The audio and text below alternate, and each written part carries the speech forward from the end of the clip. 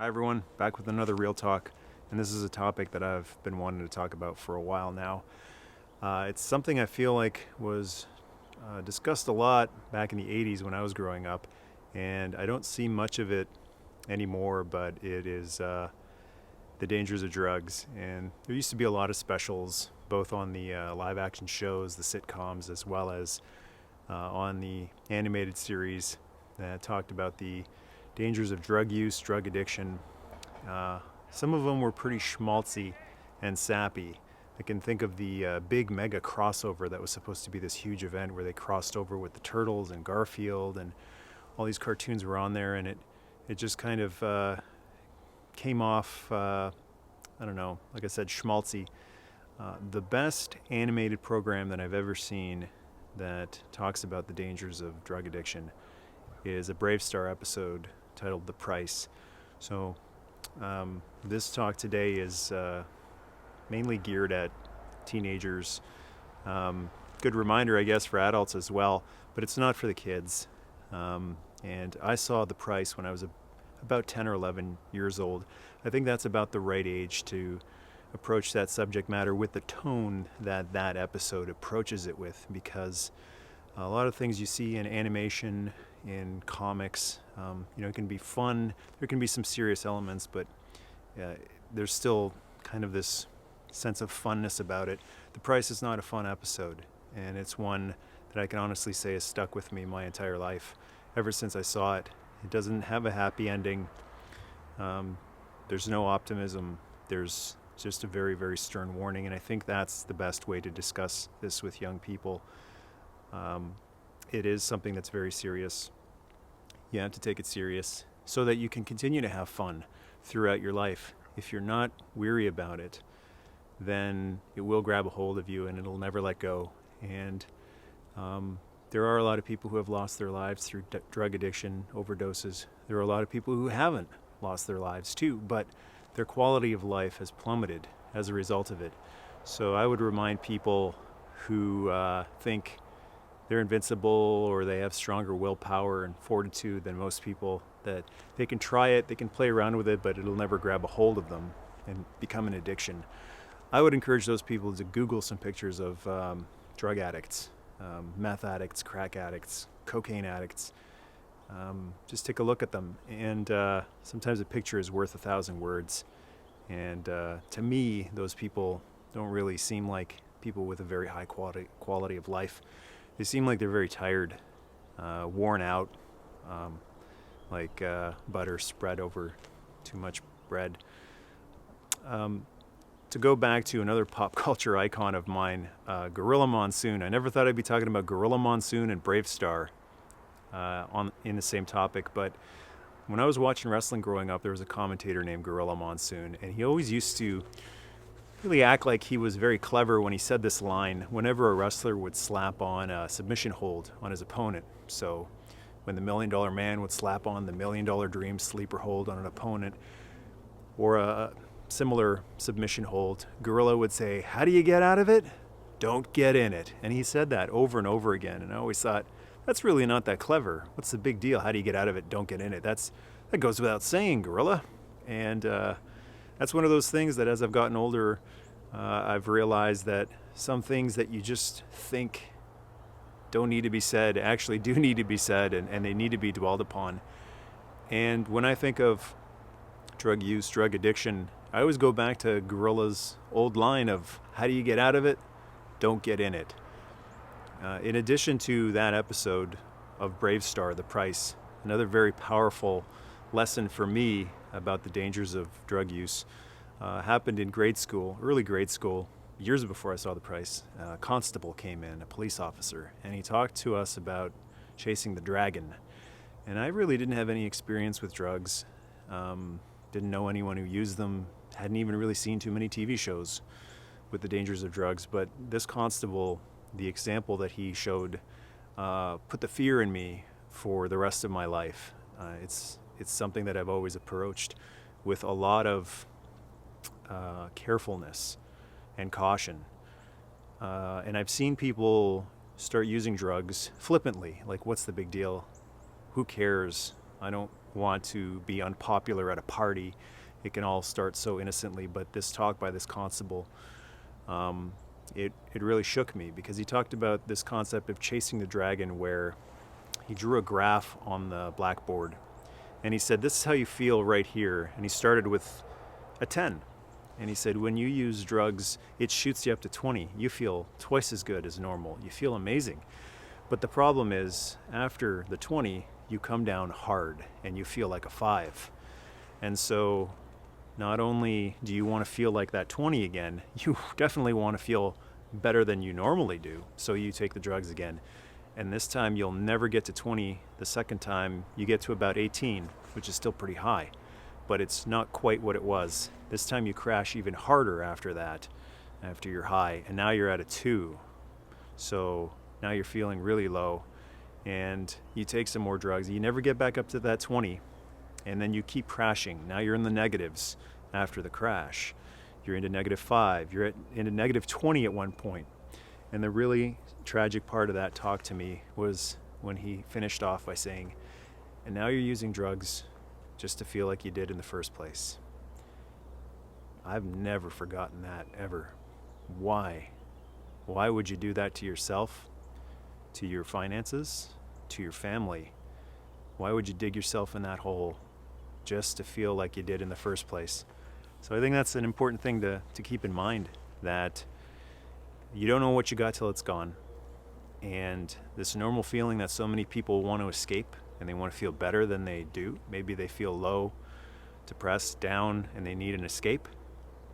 You don't know how lucky you are to have that, whatever it is, that 10 or that 5 or that 0 that you're coasting along on. You don't know how lucky you are to have it, because drug use will one day possibly make you appreciate where you were as you're looking up from a pit, wishing you could just naturally be back to where you were. I said earlier that it all starts very innocently, and that's something that I've personally seen. It's all very innocent. It's not like in the movies. It's not like in that episode of Brave Star, The Price, where this nasty dingo, this evil-looking weaselly dingo, is trying to get these kids to try this drug spin. First one's free. They get you hooked. And I've seen it with my own eyes at parties. It's all very innocent. Hey, try it. Everyone's doing it. That's usually the justification of it. Everyone's doing it. You don't want to be different, do you? You don't want to be weird. Well, one of the things I really wanted to say in today's Real Talk was, you do want to be weird. You absolutely do. Be weird. Be different. Be outside the box. Stand alone. Stand apart.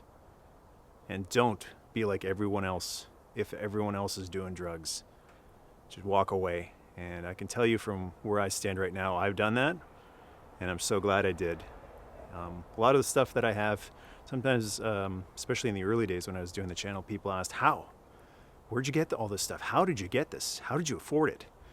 I afforded it by not spending my money on drugs, not spending it on cigarettes, not spending it on beer or any type of alcohol. There's a lot of money left over when I didn't waste my money on those types of things that just, they give you a buzz, and then the next day the buzz is gone. Maybe a headache is in its place, or you stink, and you've got nothing to show for it. I'm very glad of how I chose to spend my money. I've spent it on lasting things, symbols of inspiration, positivity, and hope. These things, they're art to me, toy artistry, and they've helped me make many, many, many friends. If you take a look at the subscriber count there on YouTube, many of those people, they're not just viewers to me, they're friends. And I wouldn't have made those friends if I hadn't chosen to spend my money on these iconic heroes instead of these selfish, fleeting pleasures. So that's important. It'll be very innocent. It won't be sinister. The hair on the back of your neck won't stand up. You won't get a Captain Kirk red alert in the back of your head. Uh-oh, drugs, danger, danger. It'll be very innocent, and a lot of times for young people going to these parties, when we're allowed to have parties again, it'll be from someone they consider a friend, or someone they look up to or want to be friends with. They want to be in that popular circle, that inner circle. And that's when you find out who your real friends are, and that's when you find out who the people that you actually should be paying admiration and respect to, that's when you're going to find out. Because your answer is going to reveal to you the respect level those people deserve. When you say no thanks, that's not my game, that's not my deal. Sometimes you can give them one of these. Straight edgers out there will know what I'm talking about. If they're cool with it, hey, yeah, you do you. That's an awesome person right there, despite the drug use. But if they don't get it, if they belittle you, I don't know how it is these days. I know certainly when I was growing up, and even generations before me, if you didn't partake, then you were thought of as weird and strange and a loser. Well, for what it's worth, coming from me, the people who are trying to push drugs, even alcohol for people who don't want to drink alcohol, the people who push onto other people, they're the losers. In every sense of the word, they are the losers. They lose the money. They lose the ability to cope with things. The drugs, the alcohol, it becomes a crutch to them. Always reaching for things. What am I going to use in order to get through this latest challenge? Instead of reaching inside, reaching within, and knowing I already got all the tools I need to deal with my life. And then the loss of quality of life over the years. I'm not just talking short term, I'm talking over the years. And if you know these people for decades, if you know them throughout your life, you can see the decrease in energy, the decrease in motivation, in enjoyment and passion. It does decrease, and it's not just age kicking in, because I'm getting up there, but I feel just as, even though in body I don't have very much energy, in spirit I feel like a 10-year-old. I'm just as passionate about everything I was passionate about as I was when I was a kid. And I've seen that spirit fade away from people who have said, I'm fine, I can quit anytime, I don't need it. There's lots of people who have said that worldwide. Everyone has their own example of hearing that from someone. I can quit anytime, whether it's drugs or alcohol. It's a common thing, and there are a lot of people who are lying to themselves and lying to other people too. It's not easy to quit. Once you're in it, you can't get out of it. And if you do get out of it, because there are some recovered alcoholics, recovered drug addicts, they are out there. But here's the thing I also wanted to bring up today. There's a price. There's a price for everything. Like that officer talked about chasing the dragon, having that extreme high comes with a very, very high price of a big crash and never feeling normal again. The price of overcoming these addictions is energy.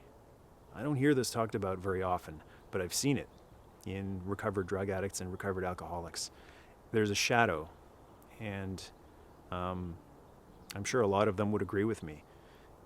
There is a shadow that looms overhead. There's always this cloud. There's always this energy being used to fight it, to try to get out of it, because it does grab hold of you. And it's a constant struggle. I mean, there's been many recovered drug addicts who say that. A lot of motivational speakers talk about the daily struggle. You have your good days, your bad days, but it's a constant struggle. You never get out of it, and that's why I wanted to bring up Gorilla Monsoon's phrasing. How do you get out of it? How do you get out of the clutches of addiction? You don't get in it. That's why that phrase is so important today. It wasn't back in the mid and late 80s to me, but now it makes so much sense to me. How do you get out of it? Don't get in it.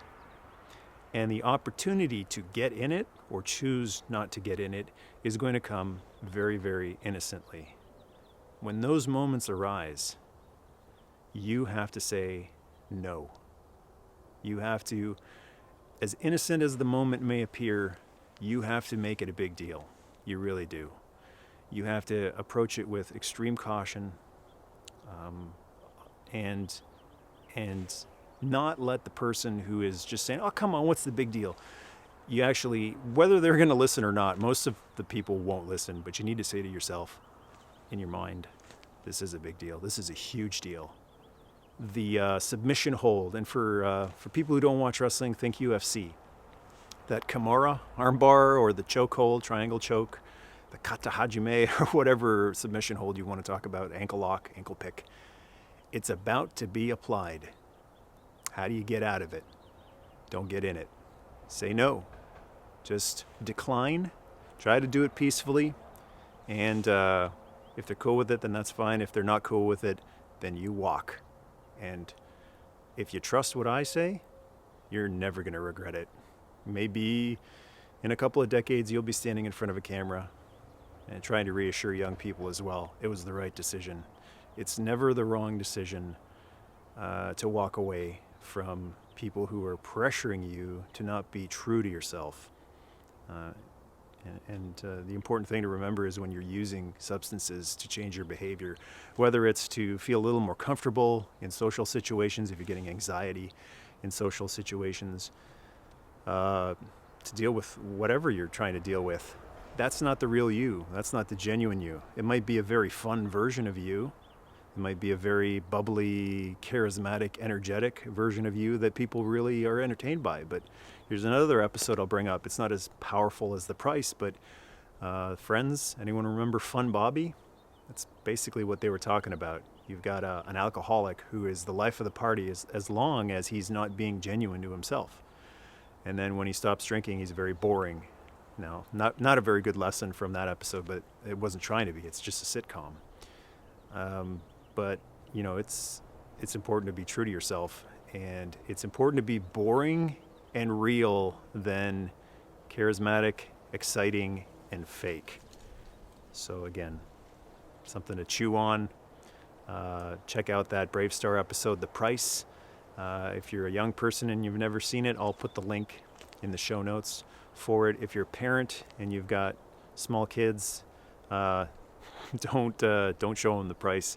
They're not ready for it yet. Like I said, I was about 10. I don't know if that's the right age. Maybe it is.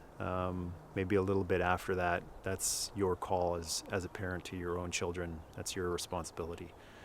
But that's my thoughts on drugs. It's serious stuff.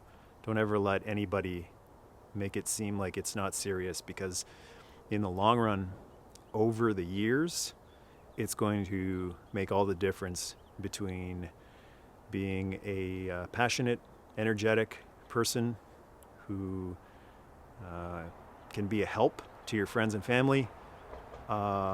Difference between that and being a burden, being a tragedy that is something that other people have to deal with and be sad about. So make the right choice.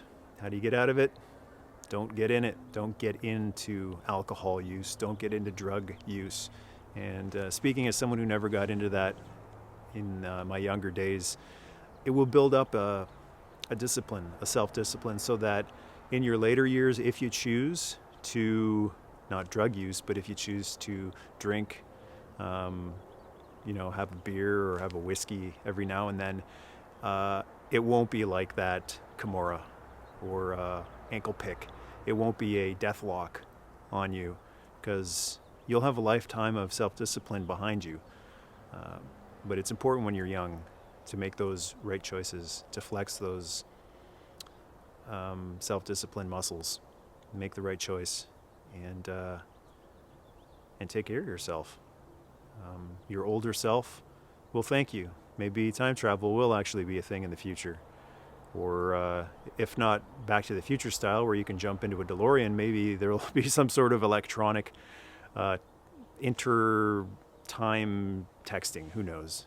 You might get a text one day from a 40 or 50-year-old you saying, hey, just want to say when Jimmy said, try this, man, it's good stuff, or good something else. Thanks for saying no, because it made a huge difference. Felt like nothing at the time, but made all the difference. Little things usually do in the long run. Hope that helps. Take care, and until next time, learn to stay.